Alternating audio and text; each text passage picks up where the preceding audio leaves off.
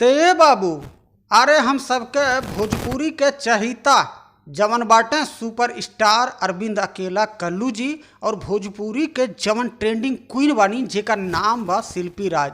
रउआ लोगन के खातिर बाबू आ रहल बहो एकदम बवंडर मचावे खातिर नयका गनवा, और वही गनवा के जानकारी आप सबके हई गरीब छोट भाई लेके आ रहल बा नया गाना के अपडेट।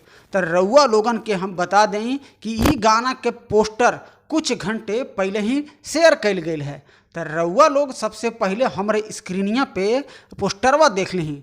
मेहरी बिया कमाल के जे मेहरी से परेशान बा भैया, ई गानवा देखले के या सुनले के बाद शायद परेशान ना रही।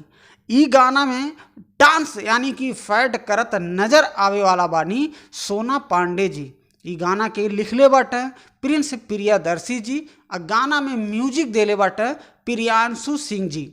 ई गाना में भाई वीडियो में कोरियोग्राफर के काम किए हैं भैया कानू मुखर्जी जी।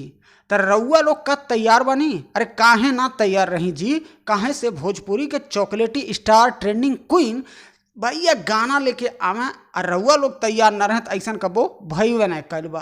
तो 18 अगस्त ए बाबू काल है सुबह 6:30 बजे भोरे भोरे SR के म्यूजिक यूट्यूब चैनल पे ई गाना के लॉन्च कल जाई, जौने गाना के टाइटल बा मेहरी बिया कमाल के। तो रउआ लोग एकदम बनल रही जा, जल्द ही आप सबके और भी नयका गाना का अपडेट हमरे चैनलवा के माध्यम से रउआ तक पहुँच जा।